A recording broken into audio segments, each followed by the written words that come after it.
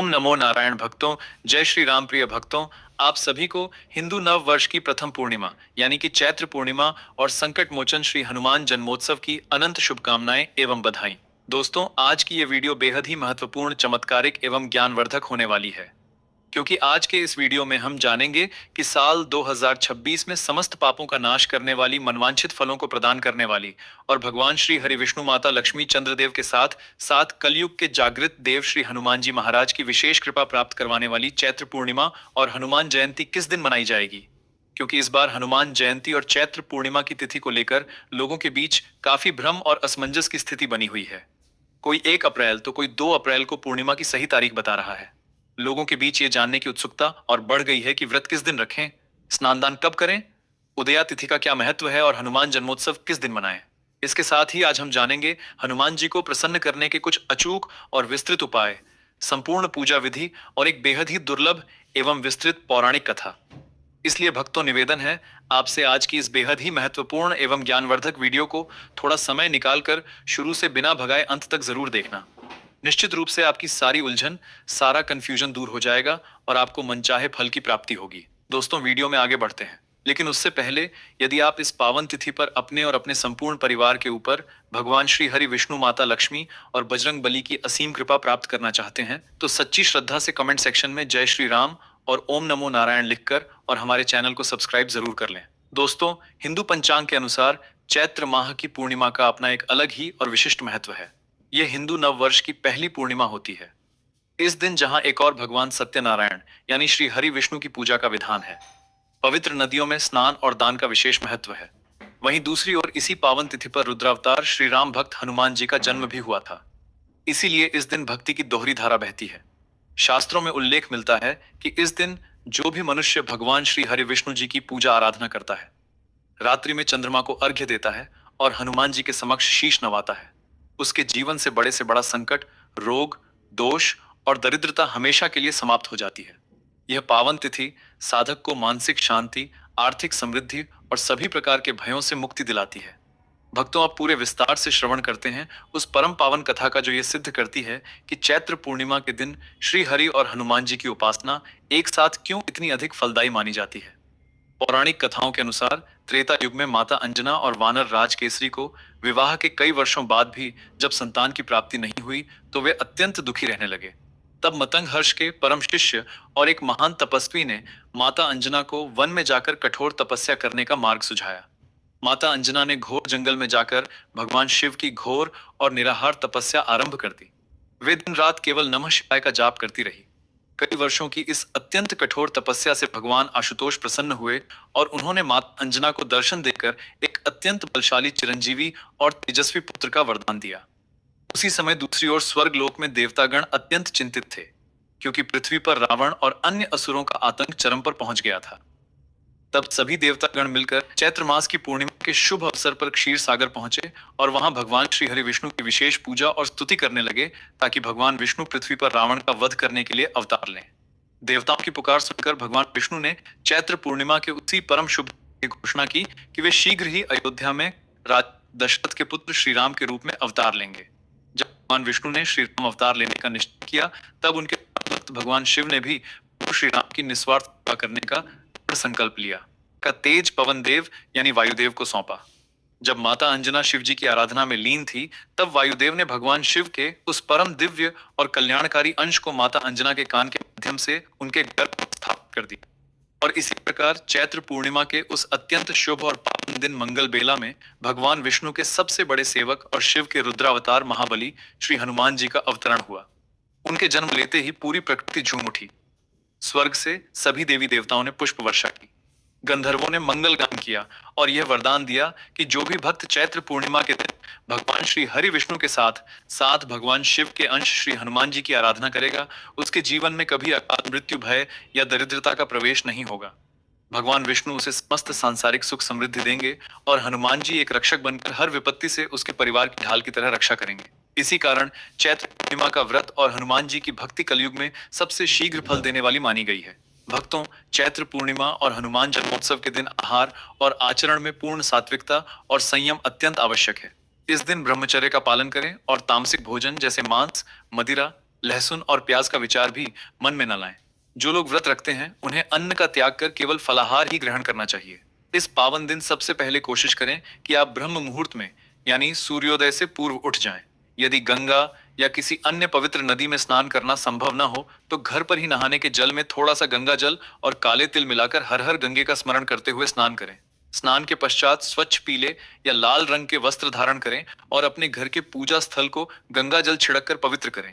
सबसे पहले एक चौकी पर पीला वस्त्र बिछाकर भगवान श्री हरि विष्णु और सत्यनारायण जी की प्रतिमा स्थापित करें और दूसरी चौकी पर लाल वस्त्र बिछाकर हनुमान जी की तस्वीर या मूर्ति विराजमान करें। भगवान विष्णु का गाय के दूध, दही, घी, शहद और शक्कर से बने पंचामृत से अभिषेक करें। उन्हें पीले वस्त्र, पीले पुष्प, चंदन और तुलसी दल अर्पित करें। सत्यनारायण की कथा का पूरे परिवार के साथ श्रवण करें। विष्णु पूजन के पश्चात संकट मोचन हनुमान जी की पूजा पूरे विधि विधान से आरंभ करें। हनुमान जी को लाल या सिंदूरी रंग अत्यंत प्रिय है, इसलिए उन्हें लाल पुष्प, विशेषकर लाल गुलाब की माला या गुड़हल के फूल अर्पित करें। उनके समक्ष चमेली के तेल का या शुद्ध देसी घी का एक बड़ा दीपक प्रज्वलित करें जो पूजा के अंत तक जलता रहे। हनुमान जी को बेसन के लड्डू, बूंदी, चूरमा या गुड़ और चने का विशेष भोग लगाएं। इसके बाद वहीं आसन पर बैठकर सुंदरकांड, बजरंग बाण या कम से कम 7 बार हनुमान चालीसा का पाठ अवश्य करें। पाठ पूर्ण होने पर प्रभु श्री राम और माता सीता के नाम का संकीर्तन करें, क्योंकि जहां राम का नाम प्रेम से पुकारा जाता है वहां हनुमान जी सूक्ष्म रूप में स्वयं उपस्थित हो जाते हैं। रात्रि के समय जब चंद्रोदय हो तो चांदी के या मिट्टी के पात्र में कच्चा दूध, शुद्ध जल, थोड़े से अक्षत, साबुत चावल, सफेद फूल और मिश्री मिलाकर चंद्रदेव को अर्घ्य दें और उनसे मानसिक शांति और आरोग्य का आशीर्वाद मांगे। इस विशेष और चमत्कारिक दिन पर हनुमान जी को शीघ्र प्रसन्न करने के लिए शास्त्रों में कुछ अत्यंत अचूक और प्रभावशाली उपाय बताए गए हैं, जिन्हें पूर्ण श्रद्धा से करने पर जीवन की बड़ी से बड़ी परेशानियां और अटके हुए कार्य चुटकियों में सिद्ध हो जाते हैं। पहला सबसे बड़ा उपाय है चमेली के तेल का। इस दिन संध्या काल में किसी भी प्राचीन हनुमान मंदिर में जाएं और वहां चमेली के तेल का एक मुखी या चौमुखी दीपक जलाएं। ध्यान रहे कि उस दीपक में रुई की बत्ती की जगह लाल कलावे मौली की बत्ती बनाकर लगाएं और उसमें 2 लौंग डाल दें। वहीं बैठकर 108 बार ओम हन हनुमते नमः मंत्र का जाप करें। यह उपाय नौकरी, व्यापार और कोर्ट कचहरी के मामलों में विजय प्राप्त करने के लिए अचूक माना गया है। दूसरा अत्यंत प्रभावशाली उपाय है चोला चढ़ाना। हनुमान जयंती के पावन अवसर पर बजरंगबली को शुद्ध चमेली के तेल में सिंदूर घोलकर उसका चोला पूरे भाव से अर्पित करें और उन्हें चांदी का वर्क भी लगाएं। ऐसी मान्यता है कि चोला चढ़ाने से बड़ा शारीरिक कष्ट, गंभीर बीमारियां, शनि की 7.5, ढैया और सभी प्रकार के नवग्रह दोष हमेशा के लिए शांत हो जाते हैं। यदि आपके जीवन में कोई बहुत बड़ी बाधा आ रही हो, विवाह में देरी हो रही हो या कर्ज बढ़ता जा रहा हो तो हनुमान जी को एक मीठा पान अर्पित करें। इस मीठे पान में केवल गुलकंद, सौंफ, खोपरा और चेरी होनी चाहिए। इसमें चूना, सुपारी या तंबाकू बिल्कुल भी ना हो। इस पान में एक लौंग का जोड़ा लगाकर हनुमान जी के चरणों में अर्पित करें और अपनी मनोकामना उनके कान में कह दें। यह एक रामबाण उपाय है जिससे हनुमान जी तुरंत बीड़ा उठाते हैं। इसके साथ ही एक और महा उपाय है राम नाम की माला का। इस दिन 108 साफ और साबुत पीपल के पत्ते लें, उन्हें गंगा जल से धोकर पवित्र कर लें। फिर अष्टगंध या लाल चंदन को चमेली के तेल में मिलाकर एक अनार की कलम से हर पत्ते पर राम लिखें। इन पत्तों की एक माला बनाकर हनुमान जी को पहनाएं। ऐसा करने से भक्त के जीवन में धन संपदा, सुख शांति और ऐश्वर्य की कभी कोई कमी नहीं रहती और स्वयं महालक्ष्मी उसके घर में वास करती हैं। तो भक्तों, अब जानते हैं सही तिथि और शुभ मुहूर्त के बारे में, जिसका आप सभी वीडियो की शुरुआत से ही बेसब्री से इंतजार कर रहे थे। सही तिथि जानने से पूर्व निवेदन है, कमेंट सेक्शन में जय श्री राम अवश्य लिख दें। प्रिय भक्तों, इस बार 1 अप्रैल और 2 अप्रैल को लेकर जो असमंजस और भ्रम की स्थिति बनी हुई है उसे बिल्कुल ध्यान से समझें ताकि आपके व्रत का फल निष्फल ना हो। वैदिक पंचांग के अनुसार चैत्र माह की पूर्णिमा तिथि का आरंभ 1 अप्रैल 2026 दिन बुधवार को सुबह 7:06 पर हो जाएगा और इस पूर्णिमा तिथि का समापन अगले दिन 2 अप्रैल 2026 दिन गुरुवार को सुबह 7:41 पर होगा।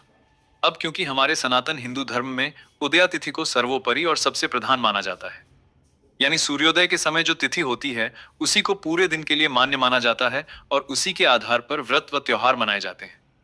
1 अप्रैल को जब सूर्योदय होगा उस समय चतुर्दशी तिथि रहेगी और पूर्णिमा सुबह 7:06 के बाद लगेगी, जबकि 2 अप्रैल को सुबह सूर्योदय के समय पूर्णिमा तिथि पूर्ण रूप से विद्यमान रहेगी।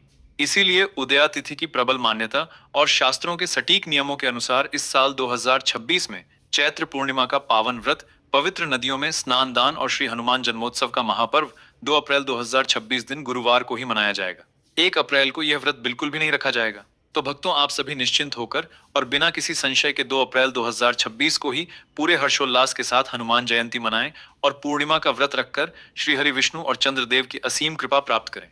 आपको बेहद ही अचूक उपाय बताने जा रहे हैं, ध्यान से सुनिएगा। यदि आपके जीवन में कोई बहुत बड़ी बाधा आ रही हो, विवाह में देरी हो रही हो या कर्ज बढ़ता जा रहा हो, राम नाम की माला और विशेष पुष्पों की माला का इस दिन 108 साफ और साबुत पीपल के पत्ते लें। उन्हें गंगा जल से धोकर पवित्र कर लें। फिर अष्टगंध या लाल चंदन को चमेली के तेल में मिलाकर एक अनार की कलम से हर पत्ते पर राम लिखें। इन पत्तों की एक माला बनाकर हनुमान जी को पहनाएं। वहीं यदि कोई व्यक्ति किसी गंभीर रोग, शत्रु बाधा या शनि की साढ़े साती से अत्यंत पीड़ित है, तो उसे चैत्र पूर्णिमा और हनुमान जयंती के इस पावन अवसर पर हनुमान जी को अकवन, आंख या मदार के फूलों या पत्तों की माला अवश्य पहनानी चाहिए। अकवन की माला पहनाने से बड़े से बड़ा तांत्रिक दोष, नजर दोष और ग्रहों की पीड़ा तुरंत शांत हो जाती है। इसके अलावा क्योंकि हनुमान जी प्रभु श्री राम के परम भक्त हैं और श्री राम भगवान विष्णु के अवतार हैं, इसलिए हनुमान जी को तुलसी दल अत्यंत प्रिय है। इस दिन यदि आप 108 तुलसी के पत्तों की माला बनाकर हर पत्ते पर राम राम बोलते हुए उसे हनुमान जी के गले में धारण करवाते हैं, तो इससे भक्त के जीवन में धन संपदा, सुख शांति और ऐश्वर्य की कभी कोई कमी नहीं रहती और स्वयं महालक्ष्मी उसके घर में वास करती हैं। हनुमान जी तुलसी की माला से इतने प्रसन्न होते हैं कि वे अपने भक्त को हर विपत्ति से बचाने का संकल्प ले लेते हैं। चैत्र पूर्णिमा का दिन सनातन परंपरा में अत्यंत पवित्र और फलदायी माना गया है। यह दिन केवल एक तिथि नहीं, बल्कि दिव्य ऊर्जा का ऐसा संगम है जब भगवान श्री विष्णु और माता लक्ष्मी दोनों की कृपा विशेष रूप से पृथ्वी पर बरसती है। इस दिन यदि सच्चे मन, श्रद्धा और विधि विधान से श्री लक्ष्मी नारायण की पूजा की जाए, तो जीवन के अनेक कष्ट दूर हो जाते हैं और सुख समृद्धि का द्वार स्वतः खुलने लगता है।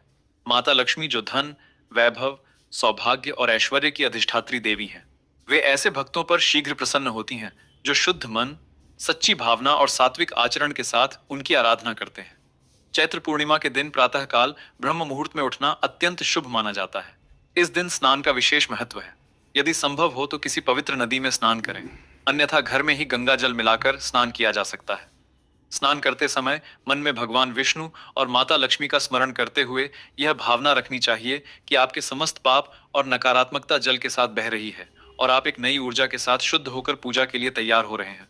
स्नान के बाद स्वच्छ और हल्के पीले या सफेद वस्त्र धारण करना शुभ माना जाता है, क्योंकि यह रंग भगवान विष्णु और माता लक्ष्मी दोनों को प्रिय है।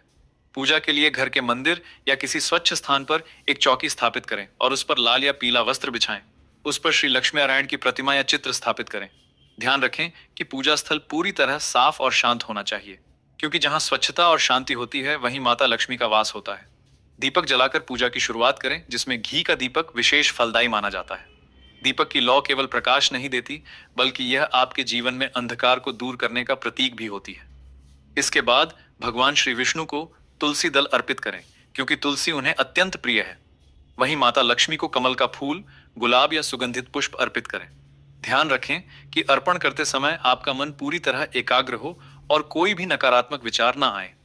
पूजा के दौरान नमो भगवते वासुदेवाय और हे श्री महालक्ष्मी नमः मंत्र का जाप करना अत्यंत लाभकारी होता है। मंत्र जाप करते समय यह भावना रखें कि आपके जीवन की दरिद्रता, दुख और अभाव समाप्त हो रहे हैं और माता लक्ष्मी की कृपा आपके घर में स्थायी रूप से प्रवेश कर रही है। चैत्र पूर्णिमा के दिन व्रत रखना भी अत्यंत फलदायी माना गया है। यदि आप पूर्ण व्रत नहीं रख सकते तो फलाहार कर सकते हैं, लेकिन मन और इंद्रियों का संयम रखना सबसे महत्वपूर्ण होता है। केवल भोजन का त्याग ही व्रत नहीं है, बल्कि बुरे विचारों, क्रोध, ईर्ष्या और लोभ का त्याग करना ही सच्चा व्रत माना गया है। इस दिन जितना हो सके शांत रहें, मधुर वाणी का प्रयोग करें और किसी भी प्रकार के विवाद से दूर रहें। माता लक्ष्मी केवल धन ही नहीं देती, बल्कि वे वहां निवास करती हैं जहां शांति, प्रेम और सद्भाव होता है। दान का भी इस दिन विशेष महत्व है। अपनी सामर्थ्य के अनुसार गरीबों, जरूरतमंदों या ब्राह्मणों को अन्न, वस्त्र या धन का दान करें। यह दान केवल दूसरों की सहायता नहीं करता, बल्कि यह आपके जीवन में सकारात्मक ऊर्जा को बढ़ाता है और माता लक्ष्मी को प्रसन्न करता है। ध्यान रखें कि दान हमेशा विनम्रता और निस्वार्थ भाव से करना चाहिए, बिना किसी अहंकार के। जब आप दूसरों की मदद करते हैं, तब माता लक्ष्मी स्वयं आपके जीवन में अनेक गुना बढ़ाकर लौटाती हैं। इस दिन श्री लक्ष्मी नारायण की कथा सुनना या पढ़ना भी अत्यंत शुभ माना जाता है। कथा के माध्यम से हमें उनके आदर्श, उनके गुण और उनके आशीर्वाद का महत्व समझ में आता है। कथा सुनते समय केवल शब्दों को सुनना ही पर्याप्त नहीं है, बल्कि उसे अपने जीवन में उतारने का संकल्प लेना चाहिए। जब आप धर्म, सत्य और सदाचार के मार्ग पर चलते हैं, तभी माता लक्ष्मी की कृपा स्थायी रूप से आपके जीवन में बनी रहती है। शाम के समय पुनः दीपक जलाकर आरती करें। घर के मुख्य द्वार पर भी दीपक अवश्य जलाएं, क्योंकि यह माना जाता है कि इस दिन माता लक्ष्मी घर घर भ्रमण करती हैं और जहां प्रकाश, स्वच्छता और श्रद्धा होती है, वहां प्रवेश करती हैं। आरती के समय पूरे परिवार को एक साथ शामिल करें और भक्ति भाव से भगवान का गुणगान करें। यह केवल एक धार्मिक क्रिया नहीं, बल्कि परिवार में एकता, प्रेम और सकारात्मक ऊर्जा को बढ़ाने का माध्यम भी है। चैत्र पूर्णिमा के दिन अपने घर की सफाई और सजावट पर भी विशेष ध्यान दें। घर में किसी भी प्रकार की गंदगी या व्यवस्था न रखें, क्योंकि यह नकारात्मक ऊर्जा को आकर्षित करती है और माता लक्ष्मी को प्रसन्न करती है। जहां स्वच्छता, सुव्यवस्था और सुंदरता होती है, वहीं समृद्धि का वास होता है। आप अपने घर में सुगंधित धूप या अगरबत्ती का प्रयोग भी कर सकते हैं, जिससे वातावरण शुद्ध और पवित्र बना रहता है। सबसे महत्वपूर्ण बात यह है कि माता लक्ष्मी की कृपा केवल पूजा पाठ से ही नहीं मिलती, बल्कि आपके कर्म, विचार और व्यवहार से भी जुड़ी होती है। यदि आप ईमानदारी से जीवन जीते हैं, दूसरों के प्रति दया और सम्मान रखते हैं और अपने कर्तव्यों का पालन करते हैं, तो माता लक्ष्मी स्वतः ही आपके जीवन में स्थायी रूप से निवास करती हैं। केवल एक दिन की पूजा से नहीं, बल्कि निरंतर अच्छे कर्मों से ही सच्ची समृद्धि प्राप्त होती है। इस प्रकार चैत्र पूर्णिमा का दिन एक सुनहरा अवसर होता है, जब आप सच्चे मन से श्री लक्ष्मी नारायण की आराधना करके अपने जीवन में सुख, शांति और समृद्धि का आह्वान कर सकते हैं। यदि इस दिन श्रद्धा, विश्वास और सही विधि से पूजा की जाए, तो माता लक्ष्मी की कृपा से जीवन के सभी कष्ट दूर हो सकते हैं और धन धान्य, वैभव और खुशियों की वर्षा होने लगती है। यही इस पावन दिन का वास्तविक महत्व है और यही इसका सच्चा फल भी है। भगवान विष्णु, माता लक्ष्मी और बजरंग बली आपके जीवन के सभी कष्टों को दूर करें, आपके परिवार को रोग मुक्त रखें। इसी मंगल कामना के साथ विदा लेते हैं। वीडियो पसंद आई हो तो इसे लाइक करके अन्य राम भक्तों के साथ शेयर जरूर करें। कमेंट में जय बजरंग बली और जय श्री राम लिखना ना भूलें।